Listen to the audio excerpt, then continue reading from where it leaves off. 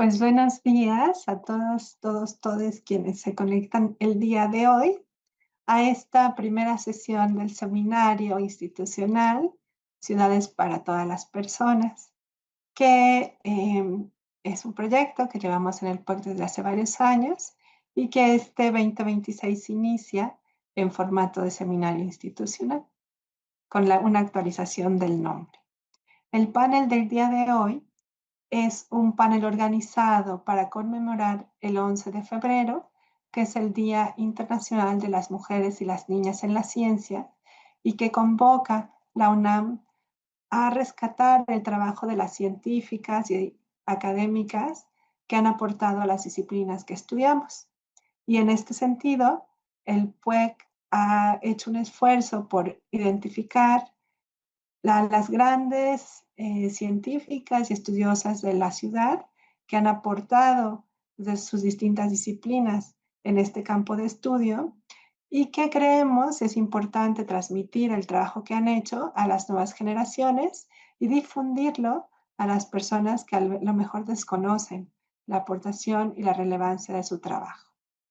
Y para abordar este tema tan importante, invitamos a tres personas que son muy relevantes para poder explicar el trabajo y que además nos van a invitar a conocer a más profundidad a las autoras que en este panel se va a presentar. Y entonces voy a presentar a las panelistas del día de hoy, que me da mucho gusto que hayan aceptado compartir el espacio con nosotras.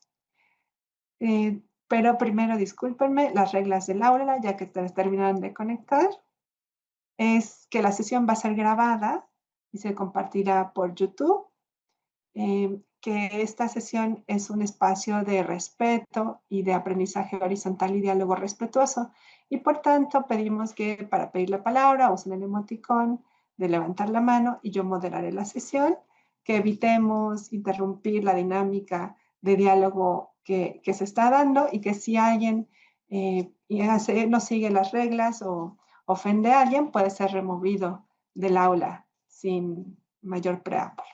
Y bueno, una vez dicho este avance legal, tengo el placer de presentarles a tres panelistas que darán el panel del día de hoy. Por un lado, está la doctora Sonia Pérez Toledo.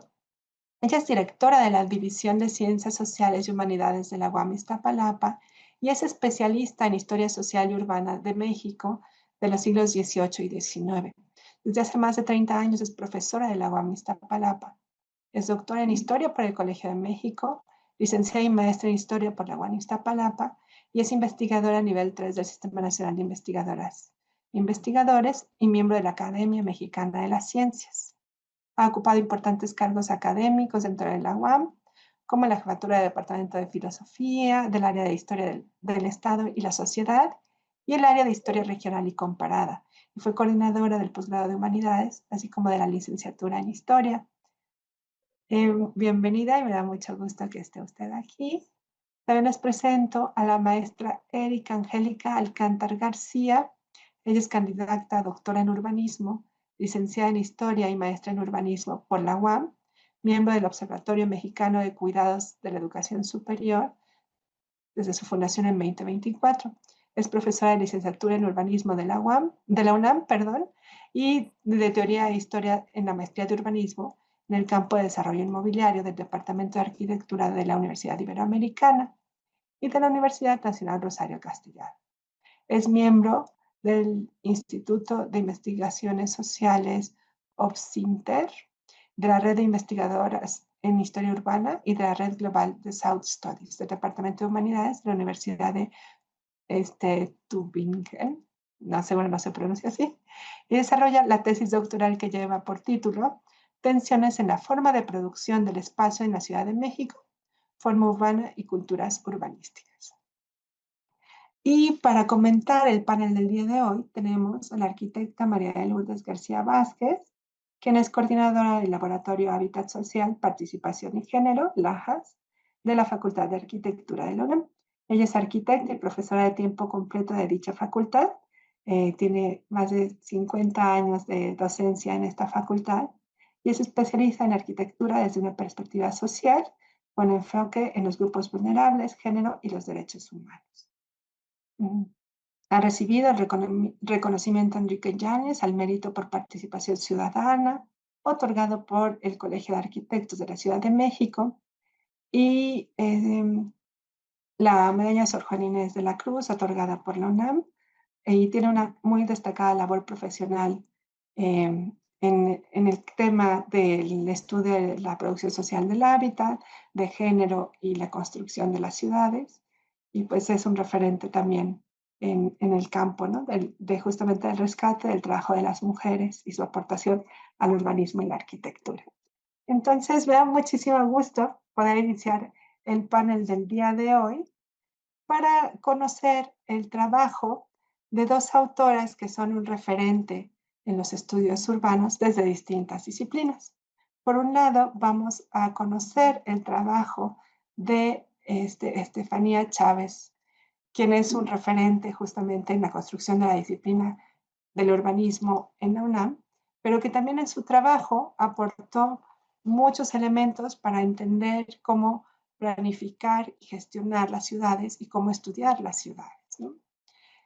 Y también en este empeño de conocer a las grandes autoras de los estudios urbanos, vamos a conocer a la obra de la doctora Sonia Lombardo de Ruiz, quien desde la historia urbana y la arqueología hace un rescate justamente de pues, la historia de la Ciudad de México y para quien la doctora Sonia Pérez Toledo nos va a compartir un trabajo. Entonces le doy primero la palabra a la doctora Sonia y después le daré la palabra a la maestra Erika. Pues bienvenidas y adelante, doctora. Buenos días a todas. Gracias, primero que nada, por la invitación, por compartir la mesa con la maestra Erika Angélica Alcántar y, por supuesto, con la arquitecta María de Lourdes García Vázquez. Gracias, Mariana, por esta invitación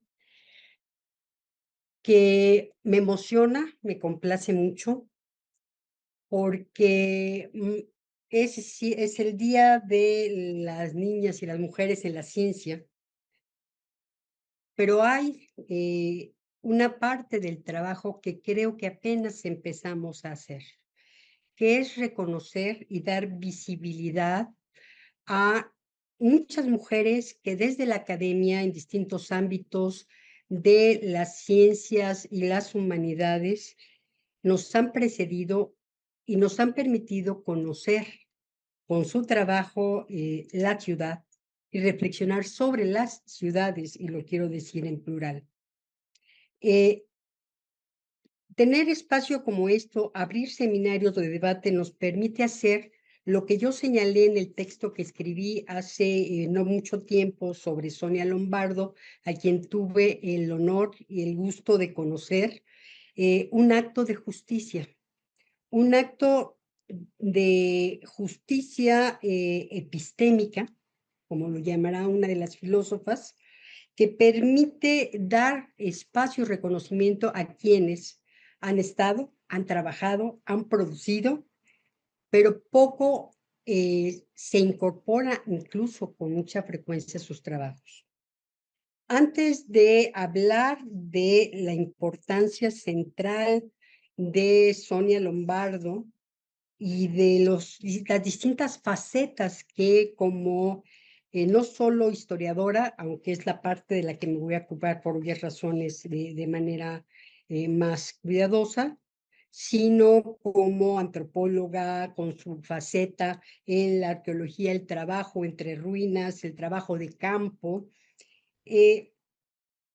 Sonia Lombardo Pérez Salazar de Ruiz, y lo pongo el Pérez Salazar y el de Ruiz, porque ella lo usó siempre. Sí, ella era Sonia Lombardo de Ruiz en muchas de sus publicaciones. Y en un emotivo video que hicieron y un reconocimiento que le hicieron en el INAH previo a su partida, ella reconoció la importancia del acompañamiento en su profesión a lo largo de su profesión, tanto de su esposo como de sus hijos. Sí, fue una mujer que tuvo todas las facetas, que las cumplió y que además reconocía que sin ese acompañamiento ella no hubiera estado como se sentía, decía en esa entrevista, dichosa y realizada. Sonia Lombardo de Ruiz formó parte de un seminario integrado, debo decir, en su mayoría por mujeres. Un seminario, el Seminario de Historia de la Ciudad de México, que nace en la Dirección de Estudios Históricos de INA y que va a trabajar coordinado por Alejandra Moreno Toscano. En ese seminario hay un primer documento que es un cuaderno de trabajo donde el grupo de investigadores, jóvenes la gran mayoría, participa con el estudio de los censos, pero también preocupados por la forma y la estructura urbana, lo que les lleva a emprender un trabajo de ubicación de cambios toponímicos en las calles de la Ciudad de México en distintos momentos, con la participación de arqueólogos, es decir, había antropólogos, historiadores, la participación de gente que trabajaba la información espacial, geoespacial, cuando no teníamos los referentes actuales, a pesar de la cercanía con la geografía, particularmente la geografía humana. Ese grupo de mujeres pioneras, del cual a la fecha solo sobrevive María Gallón, a lo largo de todos los años que trabajaron en el seminario, finales de la década de los 70, hasta la muerte primero de Sonia Lombardo y un poco más reciente de María Dolores Morales, emprendieron este trabajo continuo de conocimiento de la ciudad, de buscarla en sus fuentes, de buscarla en sus censos, de buscarla en sus cronistas para tener la imagen y recrear la imagen de la ciudad. Como la misma Sonia Lombardo expresó en esta conferencia a la que me he referido, si quieren podemos ir avanzando. En la conferencia del 17 de febrero de 2014, del 75 aniversario del Instituto Nacional de Antropología e Historia, que ustedes pueden ver, ella señala que su vida académica fue plena, de investigación de campo por sus trabajos como arqueóloga, de trabajo documental como historiadora del arte y también como estudiosa de la forma urbana, de gestión institucional dentro del propio instituto, así como en la promoción y protección del patrimonio cultural de México, en tanto funcionaria del gobierno mexicano y como una magnífica, lo cito, embajadora en distintos foros en el extranjero. La vida de Sonia Lombardo fue larga y prolífica hasta los últimos días. Falleció a los 78 años. Su formación académica combinó disciplinas que claramente muestran enfoques de análisis interdisciplinario que supo combinar y complementar de forma casi natural. Ese que hoy día buscamos en las instituciones y que nos piden que en los planes de estudio formemos multidisciplinar, transversalidad también entre las disciplinas. Bueno, ella muy tempranamente lo desarrolló a partir de ubicarse en 3 espacios disciplinares distintos. Su formación académica la realizó en varias instituciones, concluyó estudios de maestría en Historia del Arte, estuvo en la Universidad Iberoamericana, obtuvo la maestría en Ciencias Antropológicas con especialidad en la arqueología por la Escuela Nacional de Antropología e Historia, y en 1985, obtuvo el doctorado en Historia por la UNAM. Ella fue una de las mujeres de las primeras que realizaron estudios de posgrado. Ahora sobre todo en las humanidades, encontramos una presencia femenina en el estudiantado, pero en los posgrados no era tan común como ahora podemos verlo, aunque no quiero decir que estamos en igualdad entre la población masculina y la femenina. Durante más de sus 50 años de trayectoria, como ella lo señaló, eh, trató de compaginar y cultivar los campos de la historia, las dimensiones del análisis del arte colonial, de la forma urbana, avanzando con enfoques propios de la historia urbana combinada con la historia social, sin olvidar la arqueología, el conocimiento del espacio, del pequeño detalle. Le permitió seguramente producir una de las obras que me parece a mí es más importante, que son los atlas de la Ciudad de México. Si podemos avanzar, por favor. Esta, no la voy a eh, activar, se puede hacer, la dejo para que la vean. Es la conferencia y una parte de las discusiones que ella tuvo sobre el trabajo arqueológico que realizó. Vamos a la siguiente. Empiezo por el trabajo más reciente y voy hacia atrás. El quehacer de censar 4 historias. Una publicación que, si uno la ve, es muy pequeña, pequeña en términos de extensión, pero es muy importante. Sonia emprendió, después de que Alejandra Moreno se retiró del frente del seminario, la recuperación de los censos de la Ciudad de México. 4 historias, porque es el trabajo de 4, no solo de 4, encabezado por 4 historiadoras, que trabajaron distintos censos formando bases de datos desde el censo de Re Villagigedo, a finales del siglo XVIII, es el periodo que dominaba Sonia Lombardo. No hicieron el censo de 1811 de la Ciudad de México porque este ya había sido trabajado durante la parte del seminario que encabezó Alejandra Moreno Toscano. Después se fueron al censo de 1848, el que se realizó en plena ocupación norteamericana, para culminar con el padrón o censo de la Ciudad de México de 1882. Para cuando presentaron este documento, lo que hicieron fue reflexionar sobre la importancia de recuperar la información de la forma urbana a través de los recorridos que hicieron por todo el espacio las personas encargadas de levantar los censos.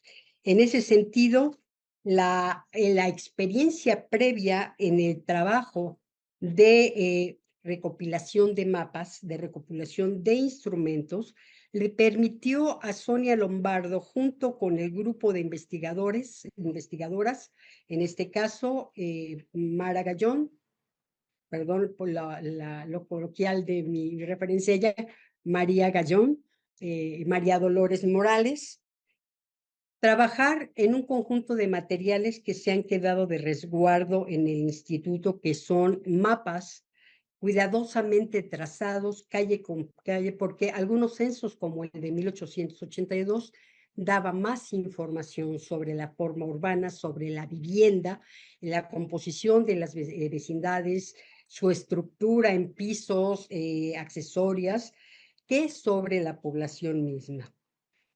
Sonia Lombardo, parte de este trabajo, quiero imaginarla, algunas veces platicamos porque coincidimos sobre el trabajo censal, la posibilidad de recuperar paso a paso estas imágenes.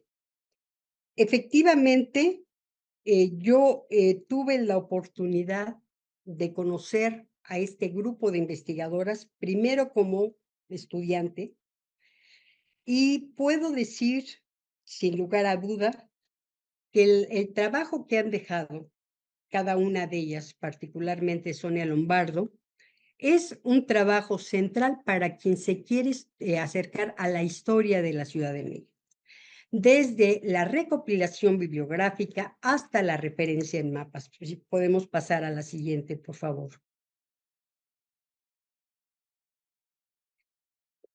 distintos temas publicados en distintas revistas, obviamente historias de Lina, donde vamos a encontrar resultados de su investigación.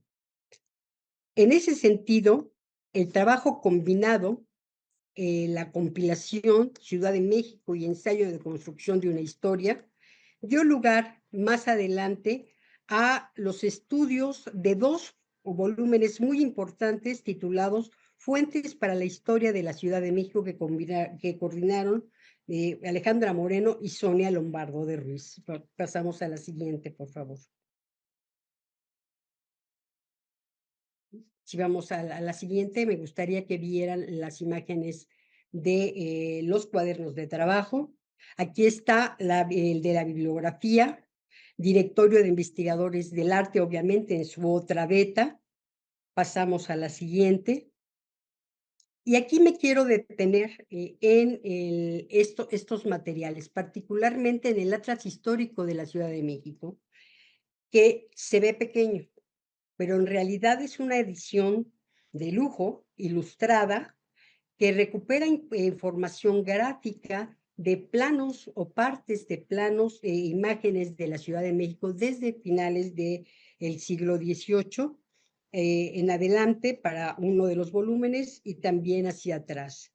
La descripción de la ciudadela, por ejemplo, le permite a ella hacerlo de manera más gráfica, recurriendo a fuentes de los archivos históricos que permiten reconstruir las imágenes.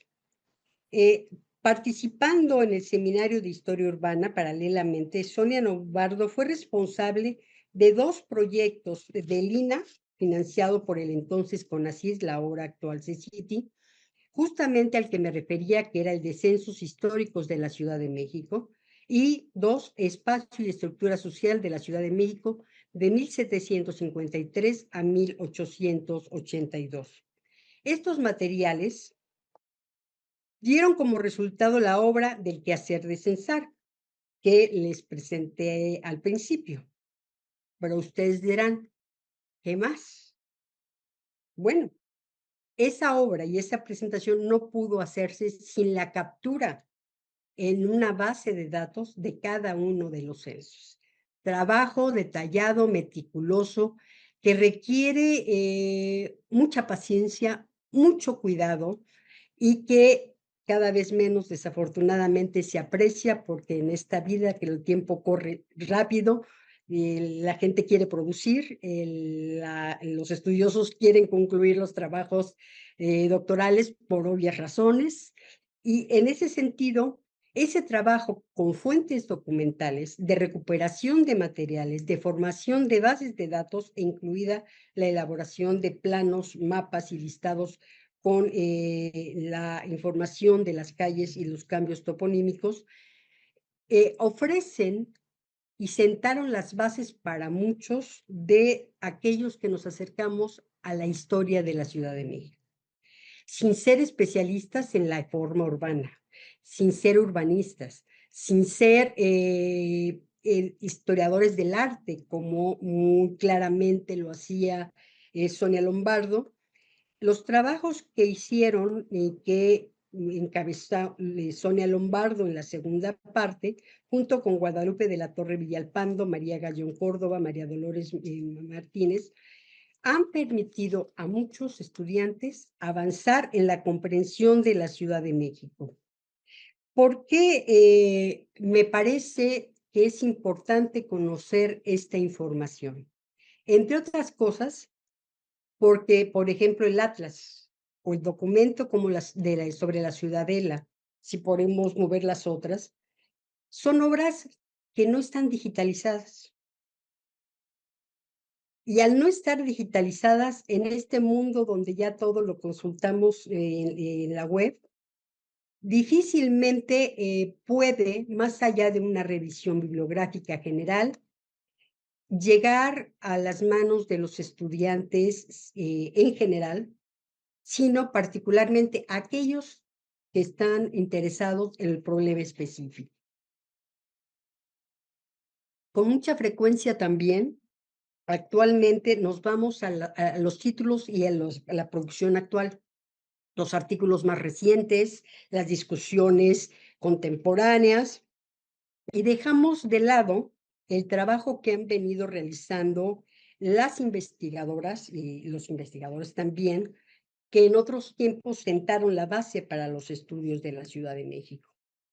Me atrevo a decir que Sonia Lombardo, junto con este grupo de investigadoras, han sido pioneras en los estudios sobre la ciudad. Han concitado la participación y la vinculación con otros, por ejemplo, el trabajo de la reflexión comparativa entre la ciudad borbónica de finales del 18 y Madrid y otras ciudades españolas, que obviamente cuya transformación y organización del espacio urbano tienen que ver con esto que se conoce como las reformas borbónicas y la Ilustración. Por otro lado, haciendo este trabajo cuidadoso, meticuloso, Sonia Lombardo fue también desde 1991 miembro del proyecto de pintura mural prehispánica en México del INAH y del Instituto de Investigaciones Estéticas de la UNAM. En los dos cargos se desempeñó, promovió y dirigió importantes proyectos en los que destacan eh, 3 reuniones con especialistas para definir la Política Nacional de Conservación de Monumentos Históricos, nada más ni nada menos, de donde resultó el Programa Nacional de Catalogación de Monumentos Históricos de la ciudad. Como Coordinadora Nacional de Conservación y Restauración, incluyó a los monumentos históricos afectados en el programa de rehabilitación habitacional llevado a cabo en el Distrito Federal después del sismo de 1985. Efectivamente, el trabajo que realizó Sonia Lombardo permitió trascender la publicación de estos trabajos, los seminarios internos de discusión, sino la gestión del patrimonio histórico, que le permitió colaborar en la exposición, por ejemplo, sobre los mayas, presentada en Madrid, trabajo también pionero del primer catálogo de pintura mural de prehispánica de Quintana Roo, y finalmente también avanzar como embajadora de la producción de la ciudad en distintas instituciones.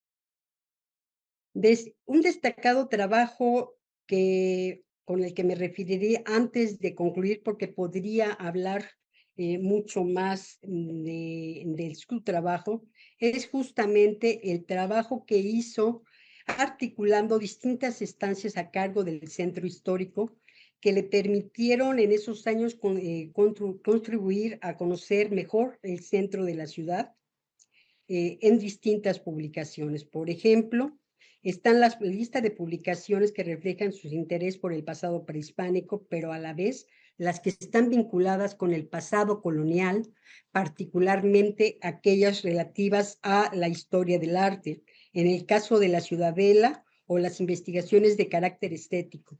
Entonces, tenemos una diversidad de obras que permiten mostrar su faceta, pero obras que son vigentes y que propongo deberíamos rescatar, además de rescatar a su autora, porque quiero decir que entre 1998 y 2000, Sonia Lombardo fue vocal ejecutiva del Consejo del Centro Histórico de la Ciudad de México.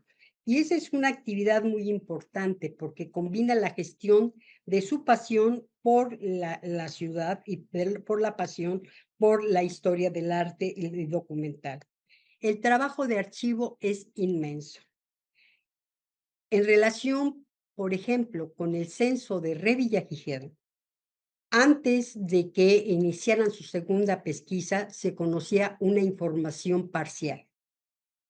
En el archivo general de la Nación solo se ubicaba cierta información y Sonia Lombardo fue a trabajar a el archivo del Estado de México, fue a trabajar a Toluca, encontrando un conjunto de información que permitió completar una imagen, si no la tenemos total porque no apareció el censo completo, pero sí una parte destacada de la Ciudad de México que nos permite hacer comparaciones a partir de la información que ella presenta. Como se puede desprender de lo que he expuesto aquí, Sonia Lombardo tenía una capacidad de análisis y una capacidad de trabajo. María Dolores Morales decía, este es un trabajo de hormiguitas y este es un trabajo que solo sabemos hacer las mujeres, un poco refiriéndose al grupo que integraron de investigadoras para trabajar los censos. Efectivamente, el conocimiento profundo de la Ciudad de México, el análisis que nos ofrece, nos permite enamorarnos, apasionarnos por las fuentes y trabajos de archivo, trabajo que de ninguna manera es de segunda y que, como ellas lo mostraron, estuvo al frente siempre de sus preocupaciones, al mismo tiempo que su preocupación por formar grupos nuevos de investigación.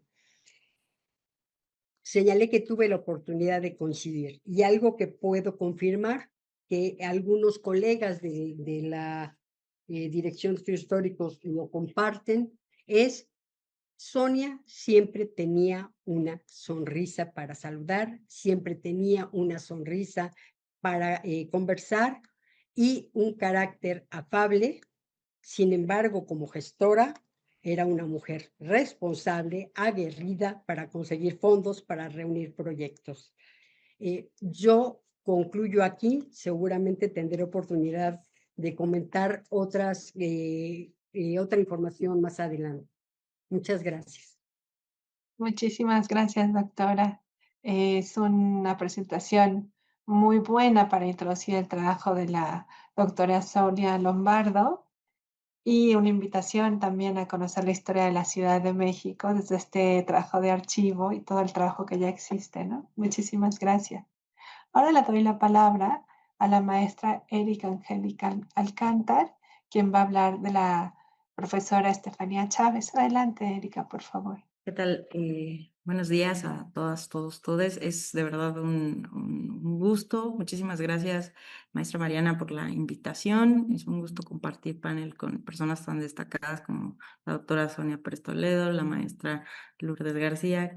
Bueno, me da muchísimo gusto. Además también porque, bueno, en este marco de las niñas y las mujeres en la ciencia, ¿no?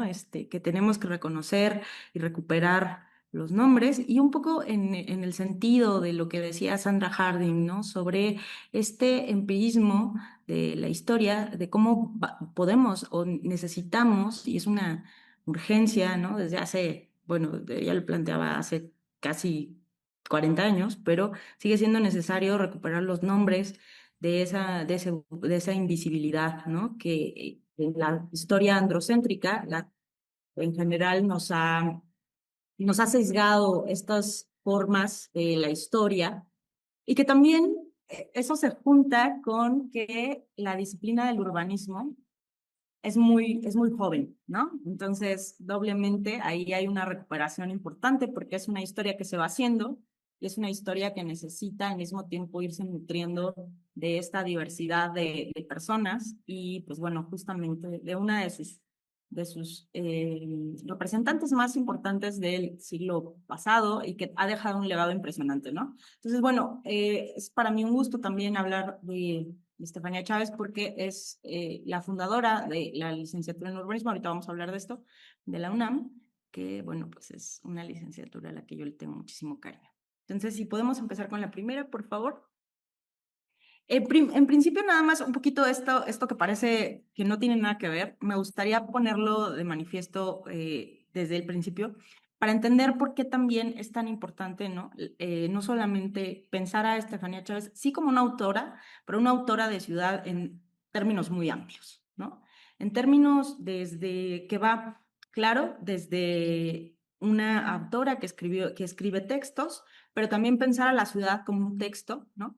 Y en ese sentido, ella, digamos, tuvo esta ¿no? multi experiencia de cómo intervenir, ¿no? Desde las políticas urbanas, también en la academia, y digamos, esto es un poco cómo podríamos entender, ¿no? También el quehacer del urbanismo, que es una praxis, una práctica en donde se conjuntan elementos teóricos y empíricos y que ella lo desarrolló a lo largo de toda su vida, ¿no? Entonces, si podemos ir a la siguiente, por favor. Un poquito para entender justo, ¿no? ¿De qué hablamos cuando hablamos del urbanismo? Nada más digo, bueno, a lo mejor queda muy claro a las personas que hayan estudiado urbanismo, pero en general a las personas que, bueno, vienen de otras disciplinas, siempre se pregunta, bueno, ¿qué es eso, no? ¿Es sociología? ¿Es antropología? No, es yo sostengo que es bueno, una multidisciplina, ¿no? Que, pues bueno, tiene algunos elementos constitutivos como el método multidisciplinario, digamos, tiene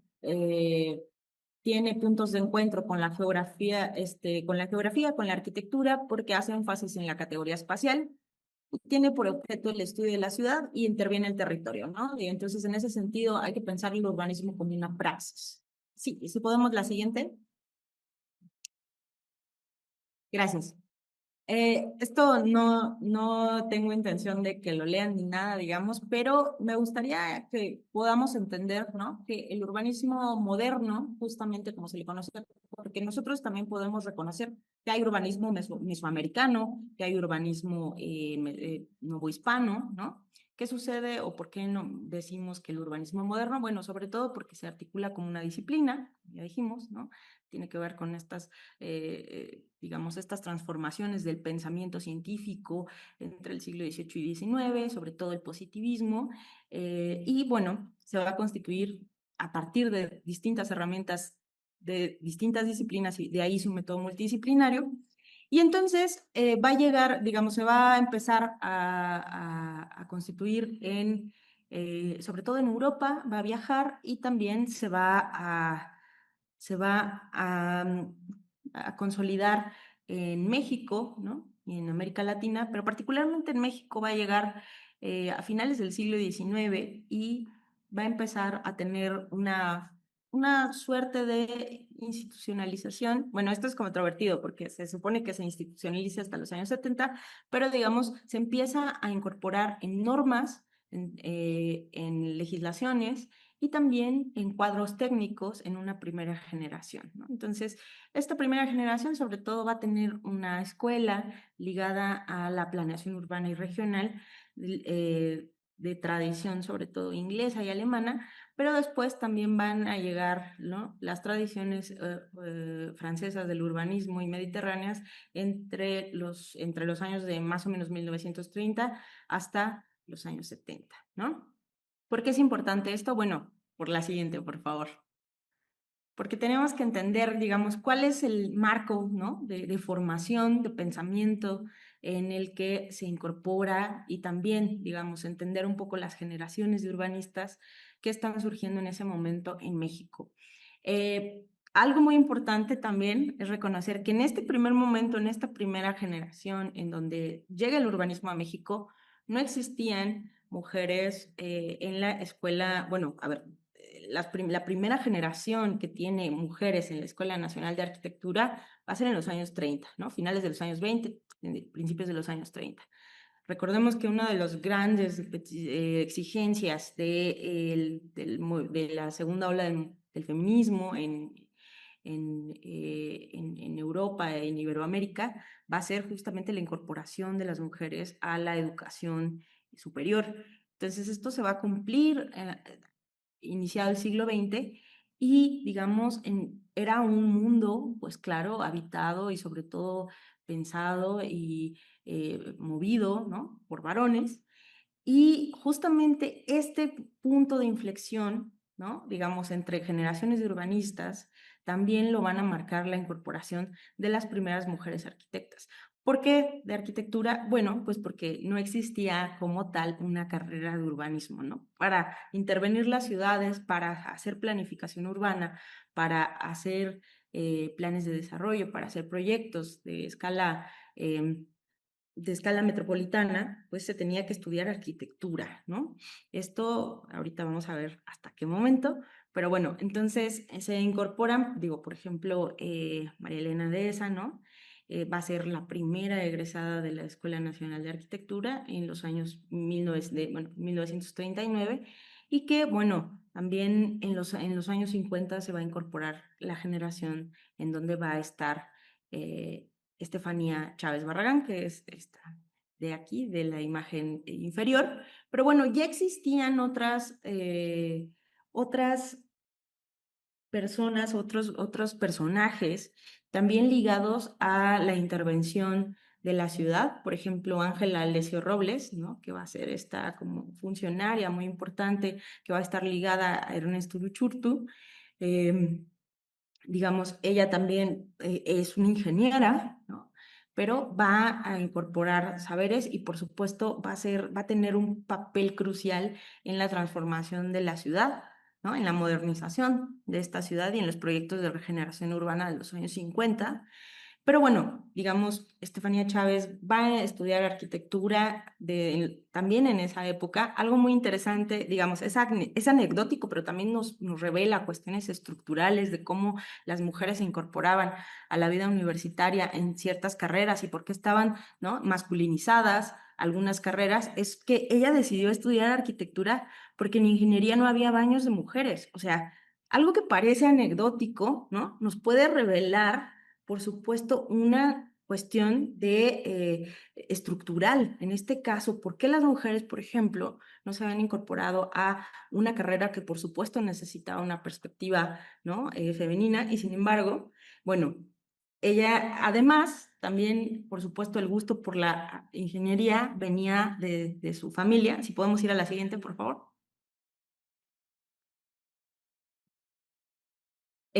Pues que, digamos, viene de una familia, digamos, bastante reconocida, sobre todo en términos de distintas profesiones, pero particularmente destaca la ingeniería y la arquitectura, ¿no?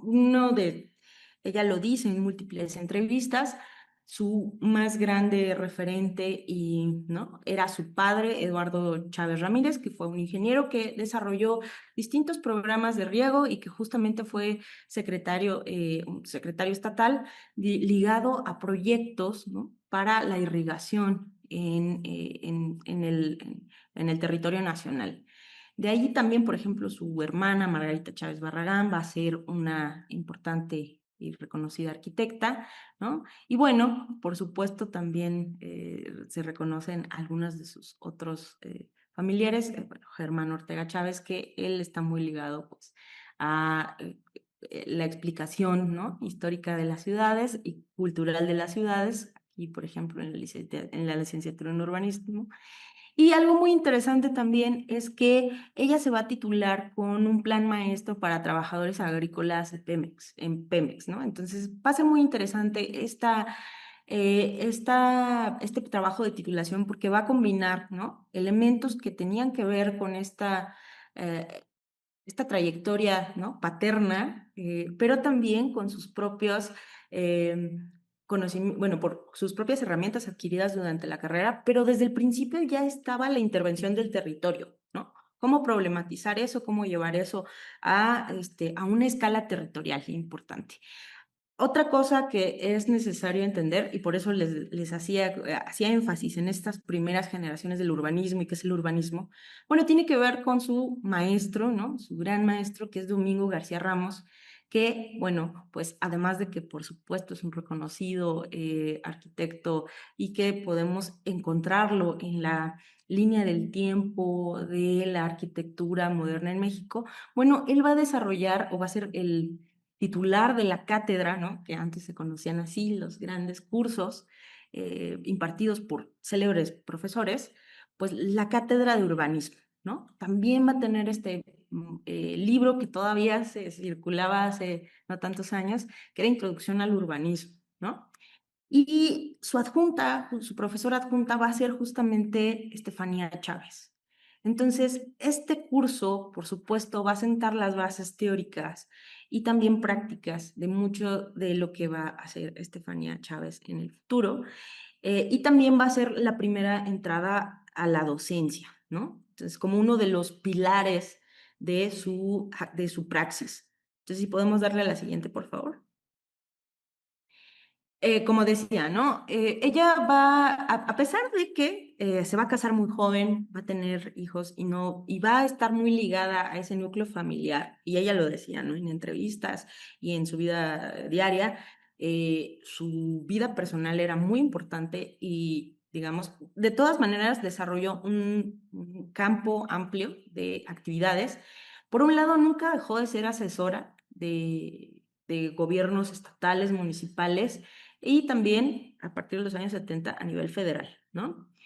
Va a ser profesora, como les decía, a partir de finales de los años 50 de Domingo García Ramos en la Cátedra de Urbanismo, y esto le va a permitir sentar las bases para su formación profesional, para ingresar a la maestría en urbanismo y después, pues, para llevar ese camino, ¿no? A otros terrenos docentes. Bueno, y después también bueno, como les decía, va a incorporarse al seminario en urbanismo, que en ese momento, bueno, pues es el antecedente directo de la maestría en urbanismo de la UNAM, que se funda en 1968. Y algo que sí me gustaría reconocer y que creo que es muy importante es que en la UNAM, particularmente en la licenciatura en urbanismo, tenemos una tradición ligada al urbanismo mediterráneo, ¿no? A la reflexión, a la filosofía, a la teoría.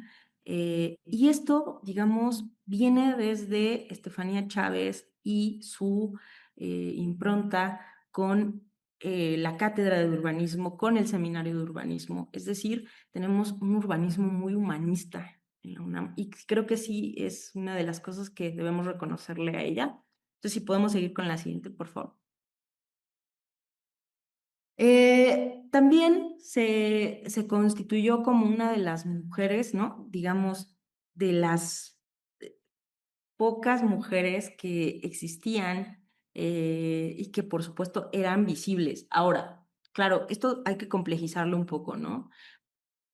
No es que no hubiera más mujeres, pero también ella sabía que tenía un lugar, ¿no?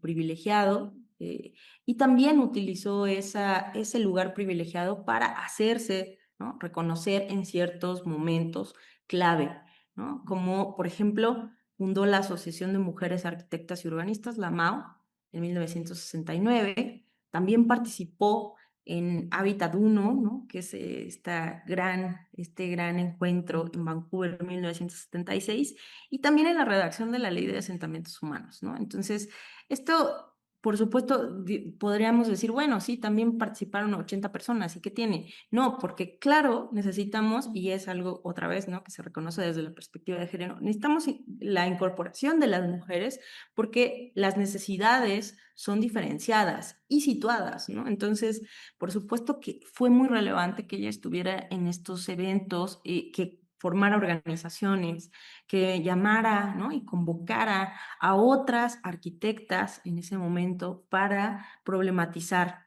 qué se necesita, cómo se necesitan pensar las ciudades de otra manera. Bueno, qué otros problemas hay, ¿no? ¿Qué otras soluciones se pueden dar? También, bueno, digamos, estuvo en la Sociedad Mexicana de Planificación y tuvo incidencia en los gobiernos de Luis Echeverría y José Luis López Portillo. Parece, en algún momento, algunas personas que ahí se han entrevistado dicen que ella fue, digamos, dentro del sexismo de la época. Por supuesto que no le dieron cargos muy altos, ¿no? Por justamente estos prejuicios hacia las mujeres en puestos de toma de decisiones y de representación, etcétera. Entonces, bueno, por ahí hay una cosa de que algunas secretarías no tuvo tanta representación justamente por eso, ¿no? Perdón, ahí la SAOP le faltó una H antes de la O, pero bueno. La que sigue, por favor. Y aquí creo que sí, viene lo que creo que es su trabajo de toda la vida, todo, digamos, todo ese ímpetu, toda esa labor, ¿no? También este trabajo para dejar un legado muy importante, creo que sin duda se volcó en la creación de la carrera en urbanismo de la UNAM. Ahora, les decía, el antecedente directo también de esta licenciatura es la maestría. La maestría en urbanismo se funda antes en la UNAM que la licenciatura.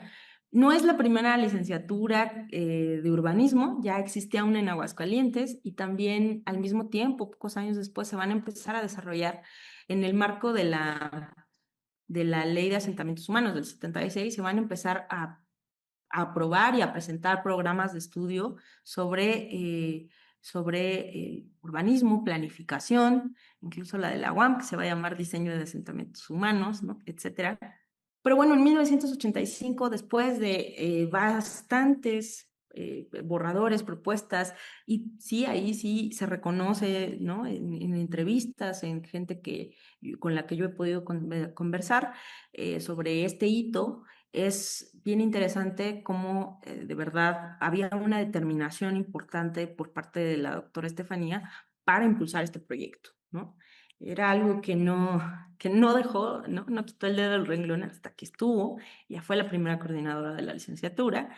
Y bueno, justamente ahí es donde sintetiza su experiencia y vida profesional, ¿no? Algo muy importante también es que ella en el 2005, digamos, parece, pues sí, ya bastante lejano, hace 20 años, pero en la revisión del plan de estudios, ella propone algo que en ese momento parecía revolucionario, y lo era, y estaba sumamente adelantado a su tiempo. Ella propone la línea de género, ¿no? De multiculturalidad de género, es decir, lo que hoy llamaríamos inclusión, ¿no? Lo que hoy llamaríamos, eh, em, ay, se me fue la onda, pero bueno, digamos, lo que llamaríamos, digamos, urbanismo inclusivo, urbanismo con perspectiva de género, ¿no? Todo ello ya lo había planteado, perdón, regresé, interseccionalidad, ella, digamos, lo buscaba incorporar allí, ¿no? En esta línea.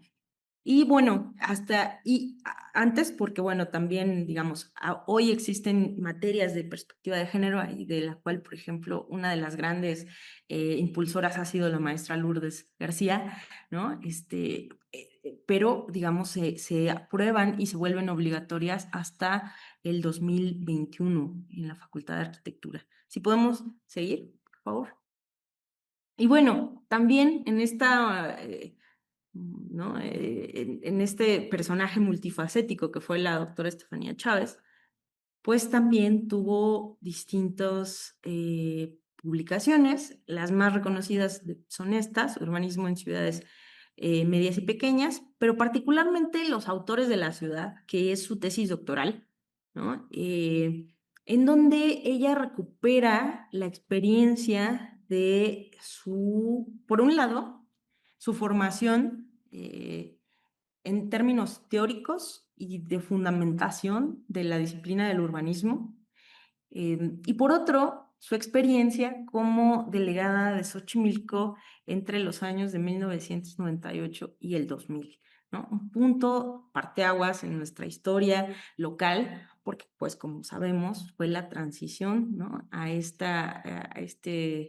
Eh, pues bueno, a la elección de representantes y al primer gobierno electo, ¿no? De Cuauhtémoc Cárdenas en ese momento. Entonces, ella también algo, si podemos ir a la siguiente, por favor, porque tiene que ver, algo que destaca, ¿no? En esta publicación es, por un lado, los procesos participativos, ¿no? Digamos, toda esta síntesis de este trabajo, de estos años de práctica, etcétera, lo lleva a cabo a partir de procesos participativos, y bueno, eso le da, de acuerdo a su investigación doctoral, que se vuelve este libro, que además está editado por el PUEC, ¿no? Los autores de la ciudad, le da una perspectiva nueva, ¿no? Entonces, sobre cómo se hace ciudad, y que, pues bueno, evidentemente se hace ciudad con las personas que están, pues que son los habitantes, ¿no? Si podemos ir a la siguiente, por favor. Y bueno, Pues digamos, claro, no sin esta apertura, ¿no? Esta eh, posibilidad de abrir una brecha, ¿no? De Estefanía Chávez, pues bueno, no podríamos tampoco contar con algunas otras participaciones que son paralelas, que son también, ¿no? Que se dan después, pero indudablemente tendríamos que poner en esta constelación de autoras, ¿no? De de autoras de la ciudad, sí, de autoras de la ciudad, pero también de constructoras de la ciudad, ¿no?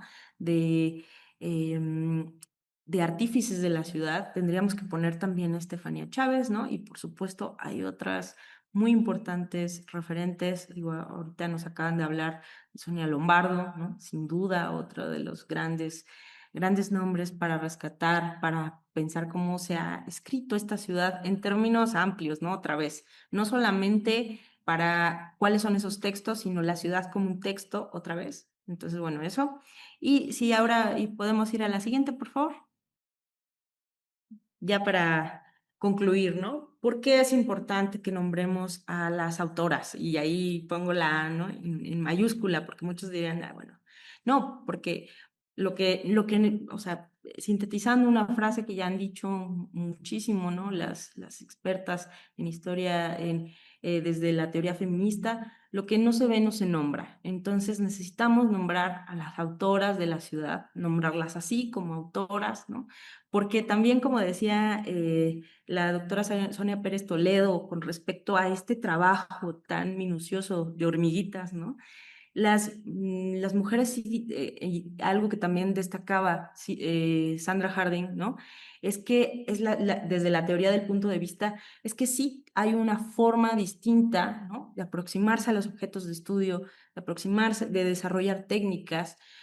Claro, algunas son socialmente aprendidas, pero también otras, pues bueno, en eso nos permite explorar nuevas formas, ¿no? De pensar la ciudad, y de marcar y nombrar cuáles son esas necesidades, ¿no? Entonces, bueno, también nos permite pues una práctica alternativa, una relectura crítica, nos permite problematizar cuestiones de colonialidad, de género y por supuesto que hay que reconocer que tenemos una deuda historiográfica en general con las autoras, ¿no? Estas pioneras, arquitectas, urbanistas, etcétera, ¿no? Muchas gracias. Muchas gracias, Erika. Muy interesante esta presentación y definitivamente es una invitación a que conozcamos a las autoras justamente de nuestras ciudades y de nuestras disciplinas desde esta perspectiva situada, ¿no? En género, pero también en nuestro contexto, en nuestras historias mexicanas. Para comentar estas dos excelentes presentaciones, le voy a dar entonces la palabra a la arquitecta María de Lourdes García. Adelante, por favor. Sí, muchas gracias. Sí, bien, como lo ha mencionado Mariana, fueron excelentes presentaciones y nos han dado un amplio panorama de lo que estas mujeres han hecho. Ah, yo quisiera referirme dentro de esto, aunque ellas no lo mencionaron, es que realmente las brechas de género en cuanto a salario, en cuanto a puestos de dirección, etcétera, se suma esta falta de conocimiento de lo que han hecho las mujeres en los diferentes campos, ¿no? Y esto viene a sumarse a lo que sería una forma de violencia epistémica, porque nos hemos conformado hasta ahora con conocer el 50% o menos del 50% del conocimiento producido, porque es de los hombres. Y no conocemos más del 50%, que es el conocimiento producido por las mujeres. También tenemos una incorporación de una visión que ha homogenizado la concepción de la ciudad, donde tal parece que solo existen hombres y no existen mujeres y las diversidades sexogenéricas, ¿no? Una visión de las mujeres, yo creo que ha sido muy importante el ver la heterogeneidad el ver también la diversidad y el ver también que todo esto se reúne en una interculturalidad, en una interactoralidad, en donde la visión no es fragmentada, como en el caso de los hombres, ¿no? Sino es una visión integral. Quisiera también referirme a las opciones que ellas tuvieron, pero que supieron romper esos estereotipos que existían hasta ese momento. Las dos coinciden en que estaban casadas con arquitectos y quizás había con esta unión una impronta para trabajar con ellos, pero en lugar de sumarse a ellos, ellas decidieron generar su propio conocimiento, su propio desarrollo al margen de lo que hacían sus maridos. Otra de las cosas es que, bueno, que todavía estamos luchando en tener la posibilidad de dedicarnos a un trabajo remunerado sin perder esta comunicación, esta condición de tener una familia. Y creo que las dos lo lograron, que es algo que, insisto, es una lucha ahora, el que podamos coincidir, ¿no? En poder desarrollar un trabajo remunerado, pero también tener una familia.